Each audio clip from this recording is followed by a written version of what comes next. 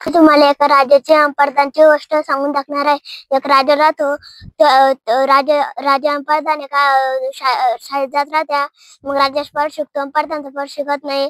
मग एका परदानच्या पोराला राजेश पोराला गावड्या ढोराकडे लावत्या. आणि मग परदानचा पोरा तो याला जातो.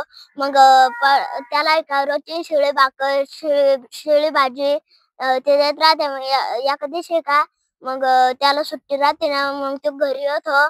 आणि घरून डबल दुसऱ्या दिवशी शिळी भाकर शिळी भाजी घेऊन जातो.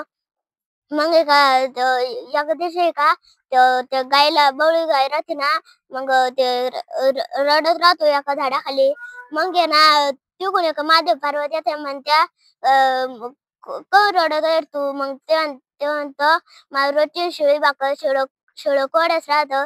मग ते म्हणते एक छडी घे आणि मग तुला जे लागलं पाची पाकून ते खायचं. आणि ते शिळी भाजी शिळी भाकर येते ना, ते त्या बवळी गायला द्यायचं तिला. मग एका दिवशी त्या बवळी गायला विकून टाकलं. आणि मग ती म्हणे मी रात्रीतून सुटून येईन. मग ती सुटून येते आणि तो सगळं बिराड तिच्या अंगावर टाकतो. आणि मग एका झाडावर जातो तिकडं जंगलात. आणि तिकडं एका झाडावर तिकडं सरपंच ते रचवतो गॅस आणि ते पूर्ण नव्हतं. मग तिकडं रचवतो आणि तिकडंच राहतो. मग एका दिवशी ती गाय येते आणि दुसरी गाय येते आणि त्या झाडाला हालून हालून ते सरपंच सगळं खाली पडतं. आणि मग डबल ते दुसरीकडे जात्या. आणि ते सगळं रचवत्या डबल ते झाड पाडून टाकत्या.